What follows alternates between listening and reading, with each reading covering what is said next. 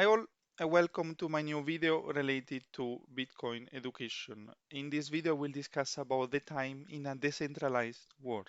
And so it will focus on how Satoshi Nakamoto and built the blockchain in order to create the time in a decentralized world. It's a very interesting topic. Generally, people to understand this, they need also to have a basic understanding of monetary proposition of Bitcoin and the blockchain. So I suggest to see this if you have already a basic understanding of the blockchain, a video that I created some days ago.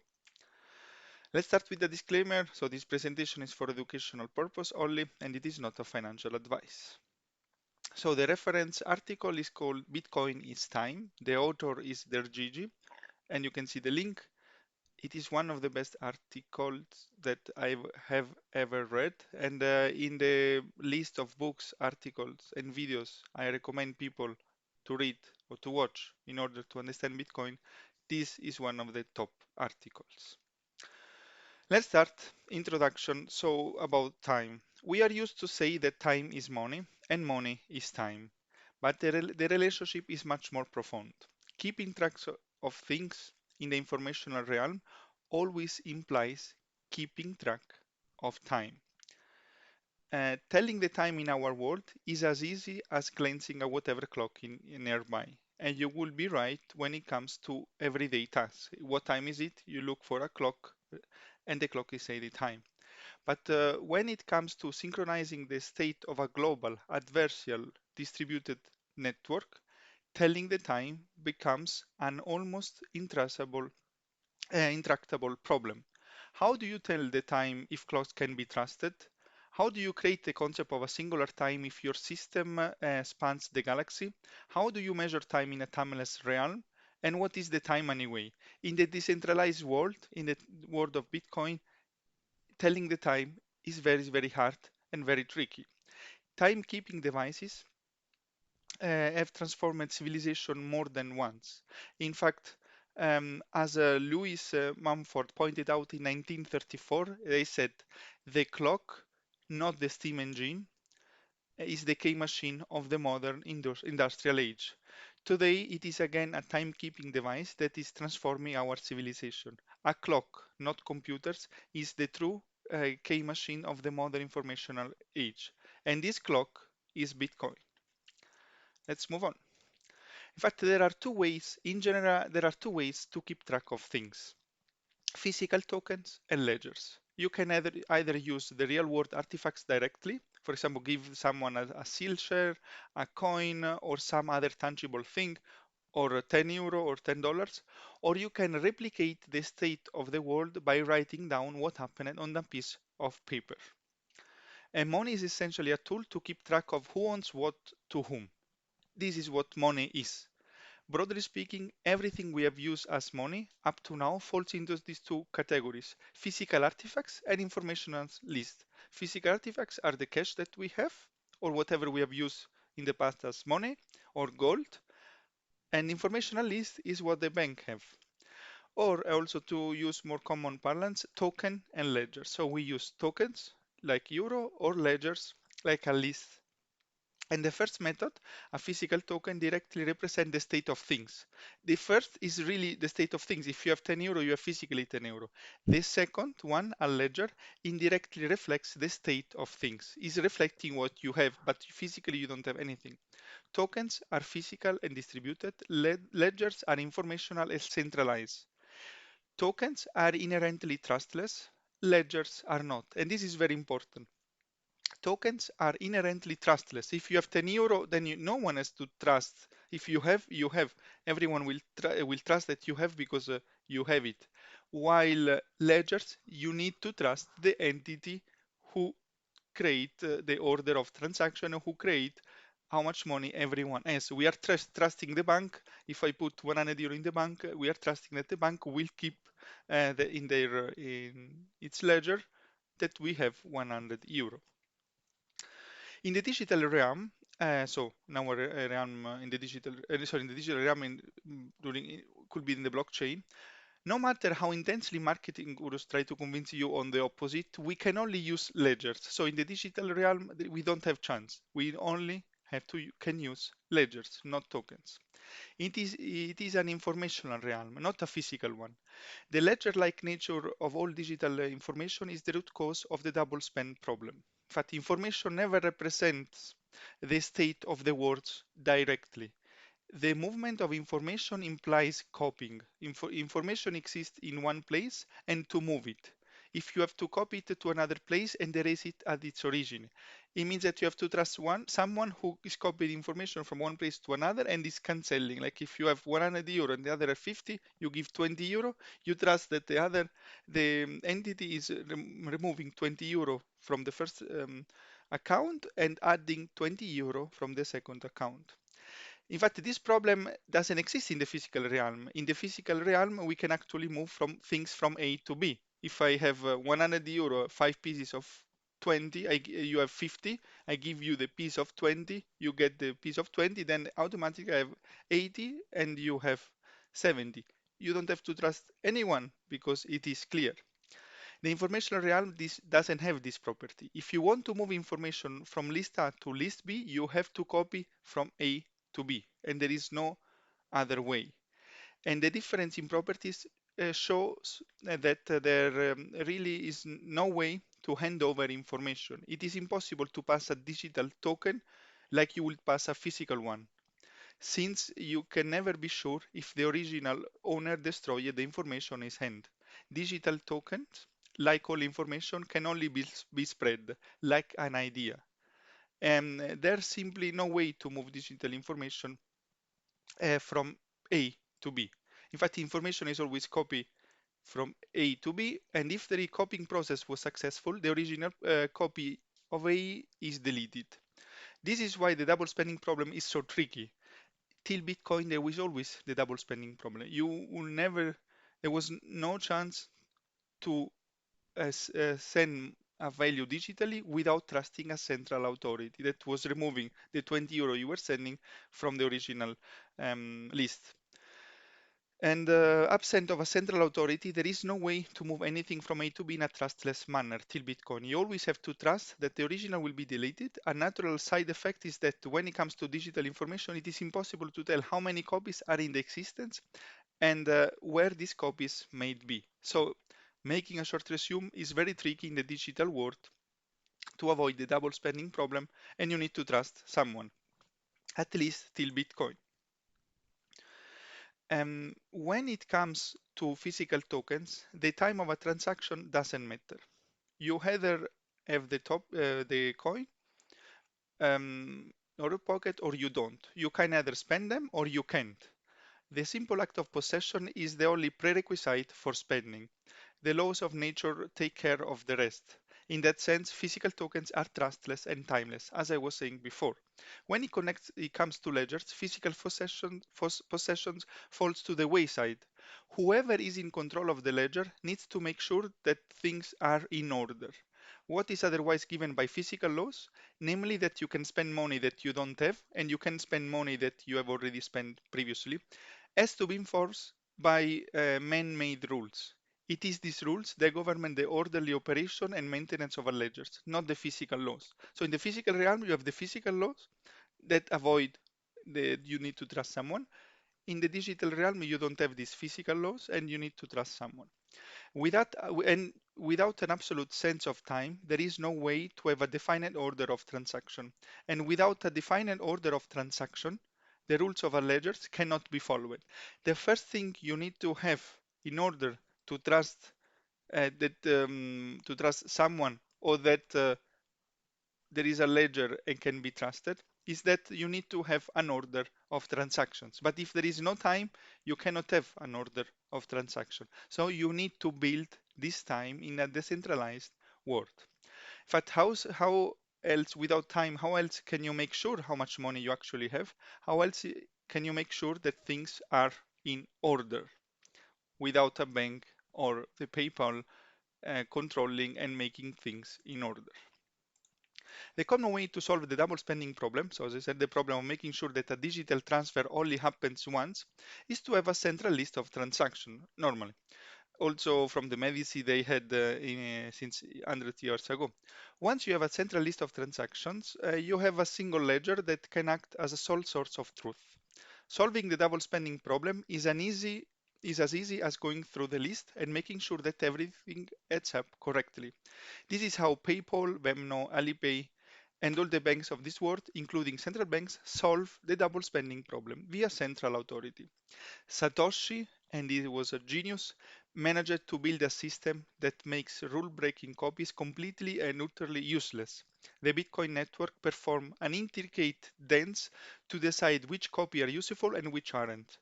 And it is this dance that brings scarcity into the digital realm. And like with every dance, a temporal measuring stick is required to dictate the rhythm. Even a central ledger can only solve the double spending problem if it has a consistent way to keep the track of time. You always need to know who gave whom how much to whom, and most importantly, when. So time. In the realm of information, there is no coin stamping without time stamping. And time stamping is a very important concept. Time and order have a very intimate relationship. As Lamport pointed out in 1978, so 44 years ago, time clocks and the ordering of events in a distributed system, she said the concept of time is fundamental to our way of thinking. It is derived from the more basic concept of the order in which events occur. In the words of Lamport, the concept of happening before define an invariant partial ordering of the events in a distributed multiprocess system. Phrase a difference. Who should be in charge of time if putting someone in charge is not allowed? So someone should be in charge of the time, but you cannot put anyone on charge because otherwise you have a central authority and the whole monetary value proposition of Bitcoin fails. How you can have a reliable clock if there is no central frame of reference? You might think that solving this problem is easy because everyone could use their own clock, like we can be a team and everyone is using our own clock. This only works if everyone clocks is accurate and more importantly, everyone plays nice, decide to play to follow the rule. But in adversarial system, relying on individual clocks will be a disaster. And because of relativity, it doesn't work consistently across space. In fact, a person could pretend that the transaction he's sending now is actually from yesterday. He can say that he is sending a transaction now, but in reality he sent yesterday. And building a system, a decentralized system, means always to put in adversarial situation where people are not nice and they try to cheat the system to take advantage. It's the only way to put in this mindset and to solve all the problem in order to build a system that works. And that's what Satoshi magically did.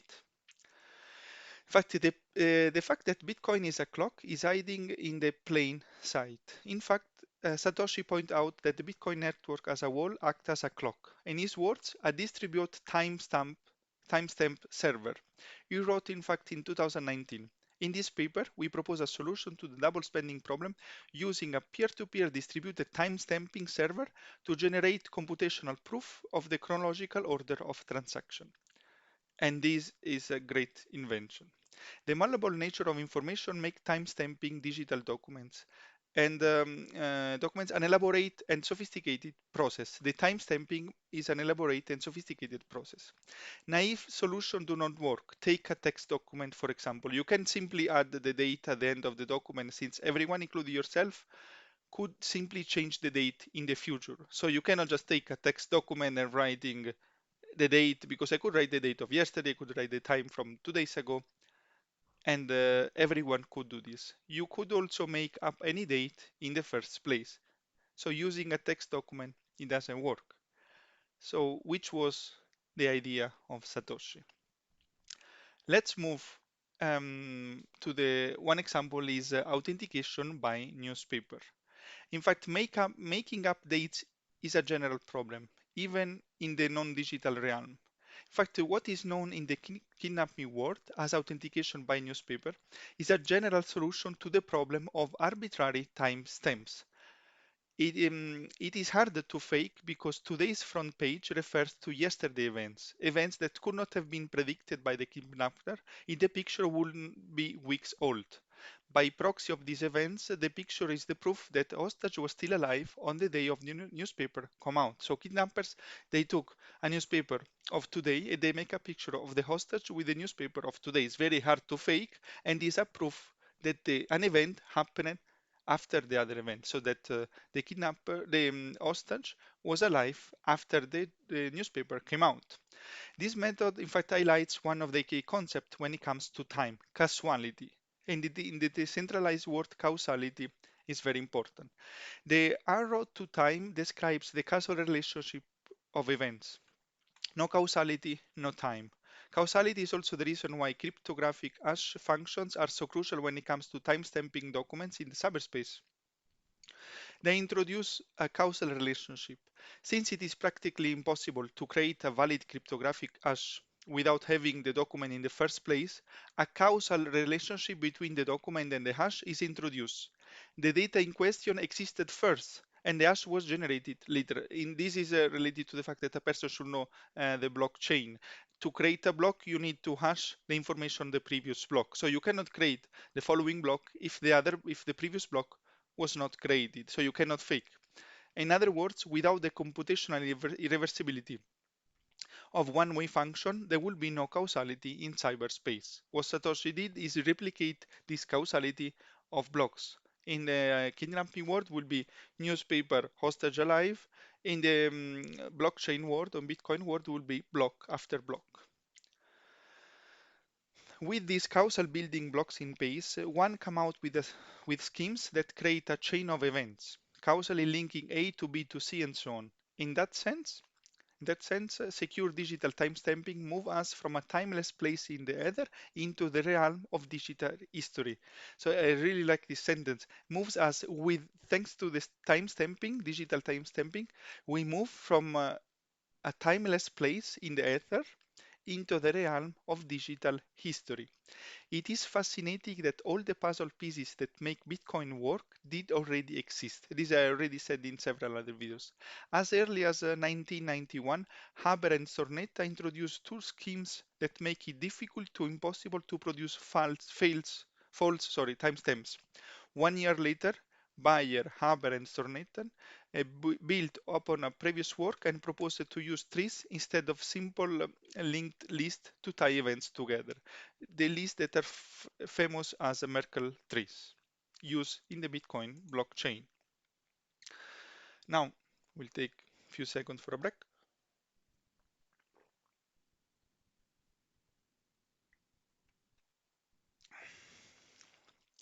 While causality, so we have now causality is essential, but is not sufficient in the digital world to create time.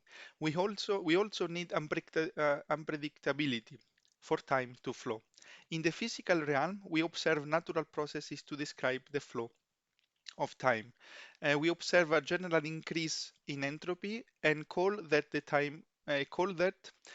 arrow of time.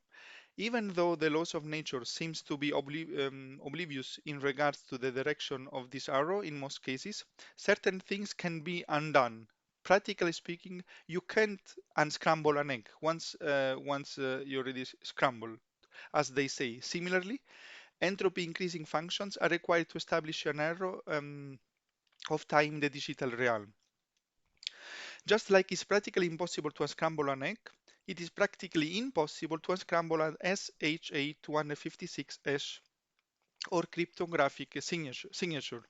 In the same way that a kidnapper can simply stand in front of the calendar that shows the current date, we can't use predictable process of proof of time.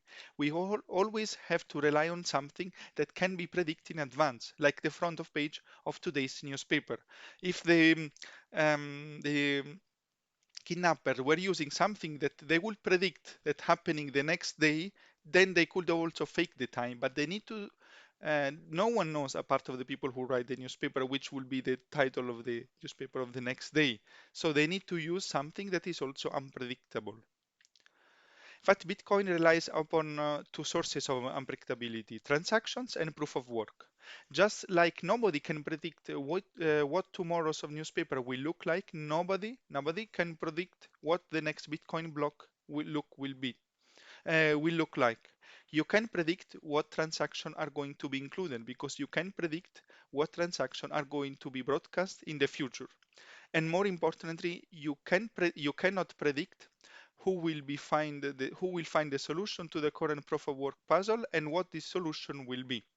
In contrast to the kidnapper newspaper, however, proof of work is physically linked to what happened directly. It is not just a record of an event, so it's not like a newspaper.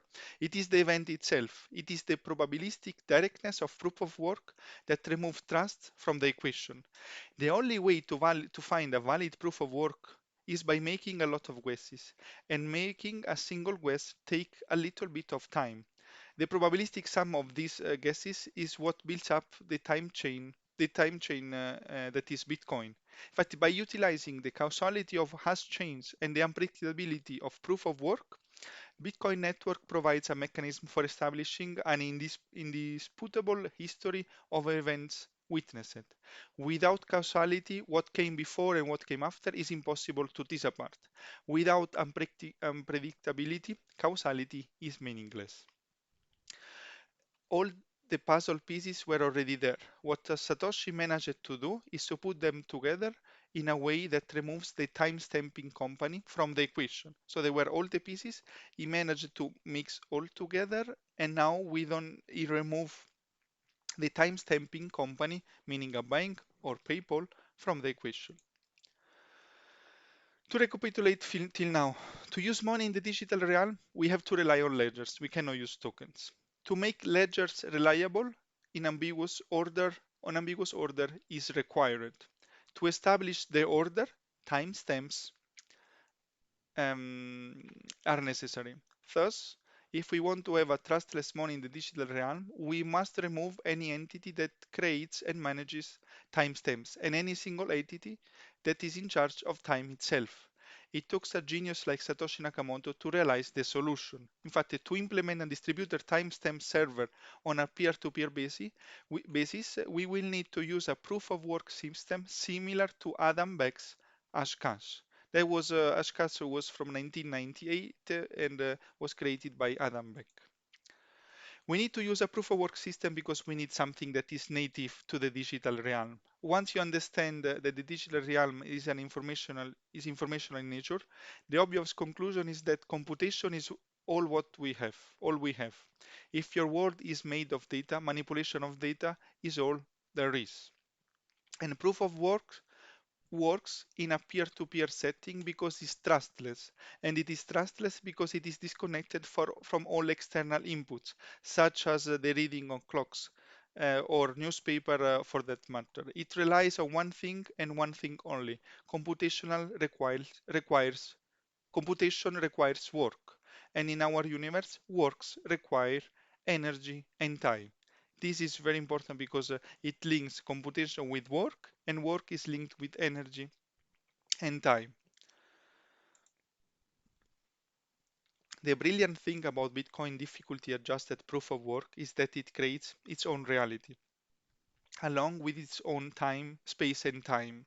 In fact, proof of work provide a direct connection between the digital realm and the physical realm. You have the digital realm with the blocks, and you have the physical realm where there are people who are mining Bitcoin, validating a transaction, and trying to find a solution. More profoundly, it is the only connection that can be established in a trustless manner. And you don't need to trust anyone because you have computation that require energy, and energy, as I said before, and energy require time. And so don't need to trust. You need proof of work, the proof that the work has been done. Everything else, we rely on external inputs. The difficulty, in fact, to mine a new Bitcoin block is adjusted to make sure that the thin thread between Bitcoin's time and our time remains intact. The difficulty adjustment was the only thing that it was invented by Satoshi Nakamoto, while all the other were already existing. And thanks to it, we are sure that the average of how long does it take to mine a block is 10 minutes, about 10 minutes. We don't need the certainty, but we need to have an average, a rough average. Like clockwork, the mining difficulty readjusts every 216 ticks. The goal of this readjustment is to keep the average time between ticks at 10 minutes. It will, in reality, so we will, miners are mining block, but in the time of decentralized world, there are ticks in, like, for example, in our world is seconds, and that is every 10 minutes. It is these 10 minutes that maintain a stable connection between the physical and informational realm. So it's the connection between physical and informational. Consequently, a sense of human time is required to adjust the ticks of the Bitcoin clock. A purely block-based readjustment will not work since it will be completely disconnected from our human world. And the whole purpose of the readjustment is to stop as ingenious human from finding blocks too fast or too slow. For example, computer always going faster and faster. Without the difficulty adjustment, we will mine block faster and more reward, the supply will increase. And for Bitcoin, the fact that our human timestamps are imprecise doesn't matter too much. If it is not mathematically exactly every 10 minutes, is not important. They only have to be precise enough to calculate a somewhat reliable average across 216 blocks. The difficulty adjustment is about keeping a constant time, not a constant level of security, difficulty, or energy expenditure. Miners sometimes spend less, more, and it could be more or less difficult, but it should be, what is standard should be the time, 10 minutes, block by block.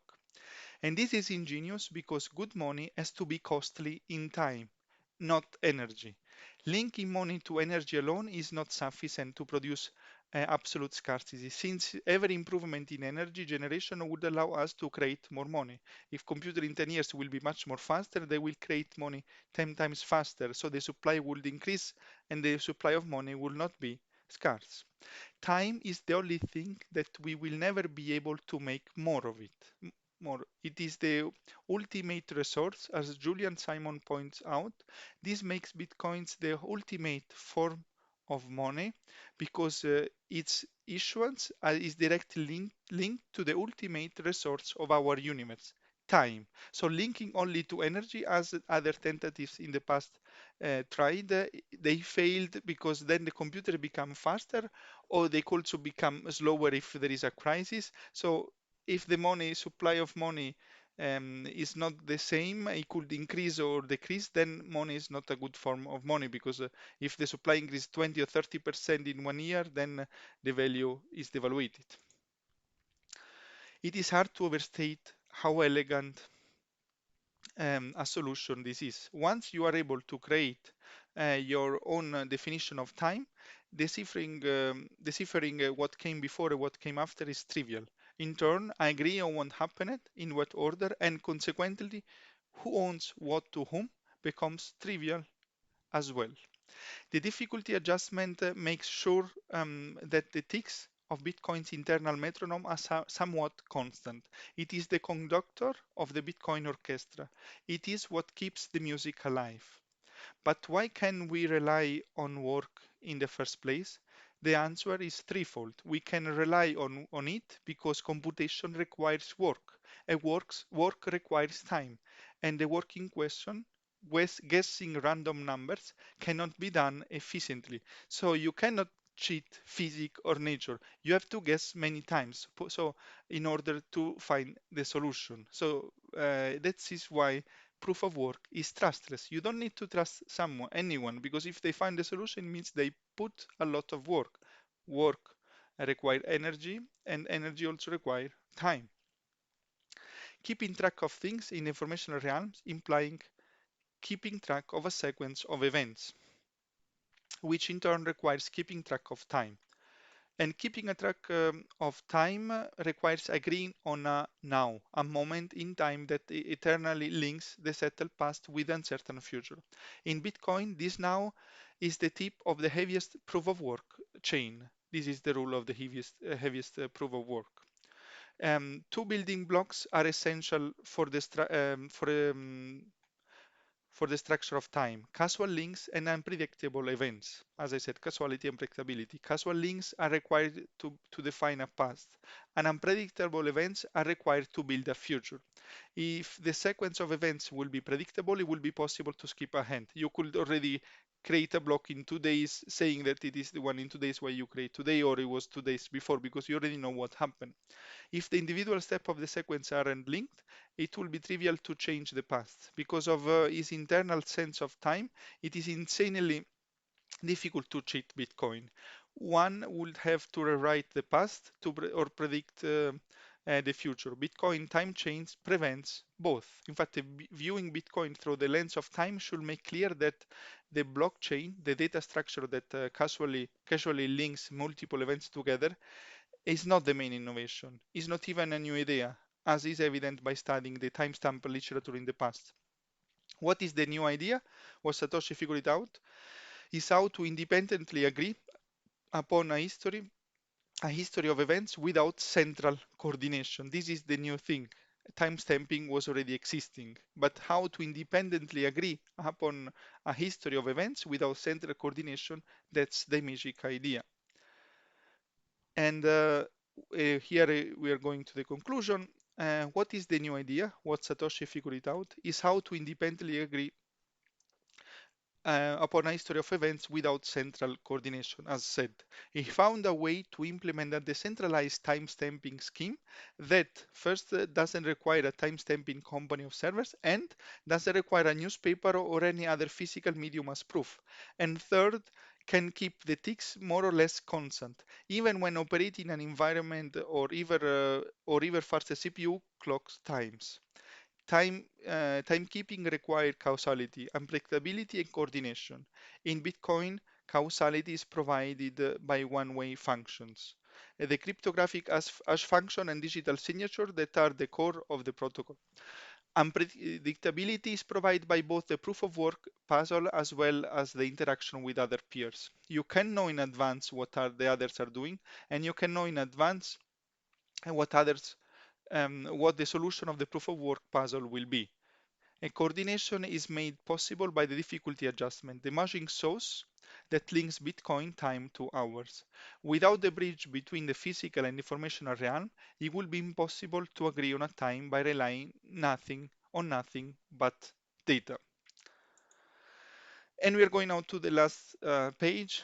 We're making a resume. Bitcoin is time in more ways than one. Its units are stored time because they are money, and its network is time because it is a decentralized clock. The relentless beating of this clock is what gives rise to all the magical properties of Bitcoin.